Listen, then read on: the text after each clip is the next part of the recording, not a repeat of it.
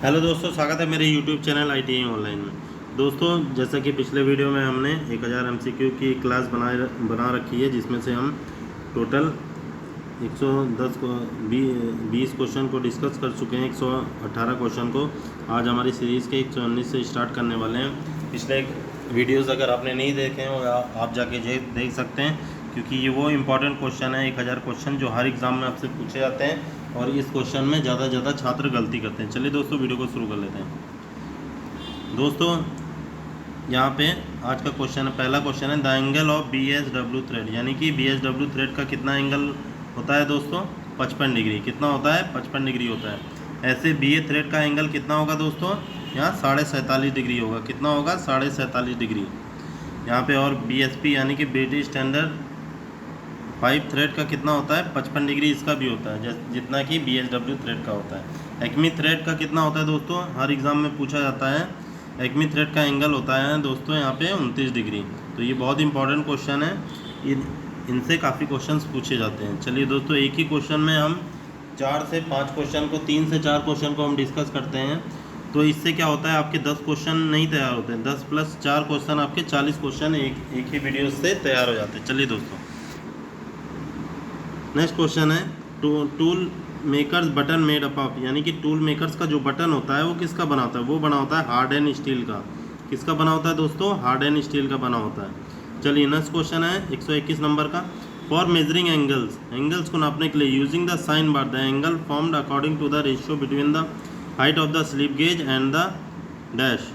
यानी कि यहाँ पे ये पूछ रहे हैं किसी जॉब का अगर एंगल को मेज़र करना है साइन बार की सहायता से, तो जो एंगल इसमें फॉर्म होता है वो किसके रेशियो के बराबर होता है?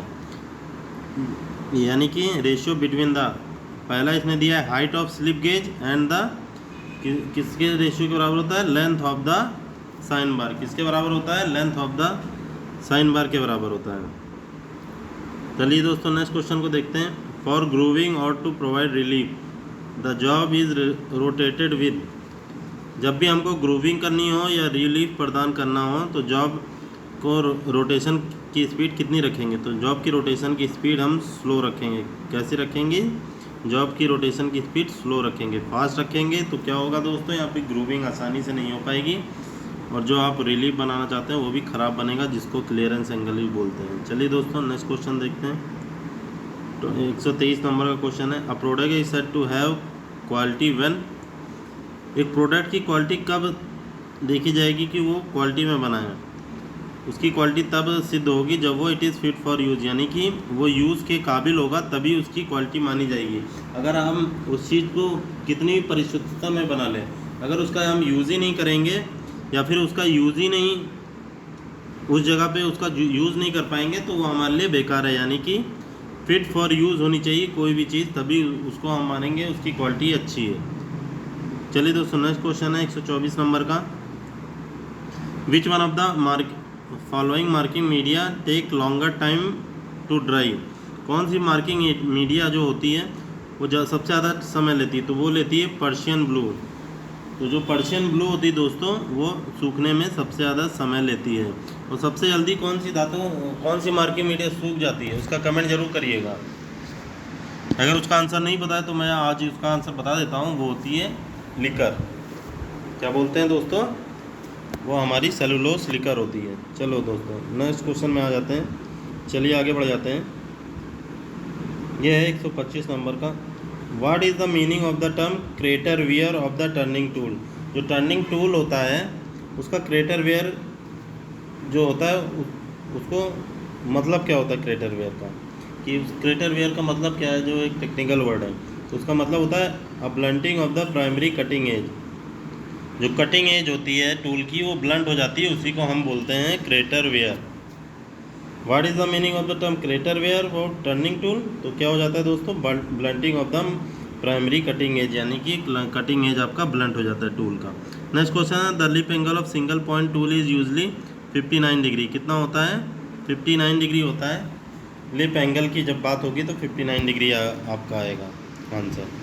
चलिए दोस्तों, नेक्स्ट क्वेश्चन देख लेते हैं। यहाँ फिलहाल वो आंसर मैंने लिखा नहीं। चलिए नेक्स्ट क्वेश्चन है, the included angle of a V block is always, कितना होगा? जो वी ब्लॉक का इंक्लूडेड एंगल होगा वो 90 डिग्री होगा। कितना होगा दोस्तों? 90 डिग्री। तो वी ब्लॉक से काफ़ी क्वेश्चन आते हैं और इस क्वेश्चन में काफ़ी लोगों को डाउट होता है। तो ये जो वी ब्लॉक का एंगल होता है वो 90 डिग्री होता है, चाहे आप इसको वी ब्लॉक ऐसे वी बन जाता है, ये हो गया, ये 90 डिग्री है। कितना है दोस्तों? 90 डिग्री है। इसको अगर ऐसे रखेंगे तो ये ऐसे बनेगा, यानी कि ये 90 डिग्री बन रहा है, इसीलिए 90 डिग्री होता है। काफ़ी लोग का डाउट होता है, वो आंसर में 120 डिग्री करके आ जाते हैं और आंसर आपका गलत हो जाता है। तो इसलिए इन सब क्वेश्चनों को ध्यान देने की ज़रूरत है, इसीलिए मैंने ये वीडियो बनाई है कि ये क्वेश्चन आपसे गलत ना हो, और ये आपका सिलेक्शन कराने में अहम भूमिका निभाते हैं। बाकी आपको इसकी डिटेल क्लास चाहिए तो आप कमेंट कर सकते हैं, मैं इस पर डिटेल वीडियो बना दूंगा। वी ब्लॉक कितने प्रकार के होते हैं और इनका क्या क्या यूज़ होता है। चलिए दोस्तों, नेक्स्ट क्वेश्चन और लास्ट क्वेश्चन आ जाते हैं। A flat surface can be produce by a lathe if the cutting tool. अब जो फ्लैट सरफेस होता है वो लेथ मशीन में बनाना है आपको कटिंग टूल के द्वारा। तो वो कैसे बनेगा? Moves perpendicular to the axis of rotation of workpiece, यानी कि जो कटिंग टूल होगा वो परपेंडिकुलर एक्सिस ऑफ वर्कपीस, यानी कि वर्कपीस ये है तो ये इसके परपेंडिकुलर एक्सिस पे कार्य करेगा, तभी आपका, यानी कि कटिंग करेगा परपेंडिकुलर एक्सिस पे, तभी आपको फ्लैट सरफेस मिल पाएगी लेथ मशीन में मशीनिंग द्वारा। एक बार फिर से ये लास्ट क्वेश्चन को देख लेते हैं। A flat surface can be produce by lathe machine if the cutting tool. Cutting tool से कैसे हम फ्लैट सरफेस प्राप्त करेंगे? कैसे प्राप्त करेंगे? जो कटिंग टूल होगा वो परपेंडिकुलर मूव करेगा axis of rotation of workpiece, यानी कि जॉब के वर्कपीस से जॉब ये है तो ये परपेंडिकुलर वर्क करेगा कटिंग टूल, ऐसे कटिंग करेगा तब आपको फ्लैट सरफेस मिलेगी दोस्तों। यहाँ पे आपका जॉब घूमता रहेगा और यहाँ पे फ्लैट सरफेस मिलती रहेगी परपेंडिकुलर कटिंग करने पे।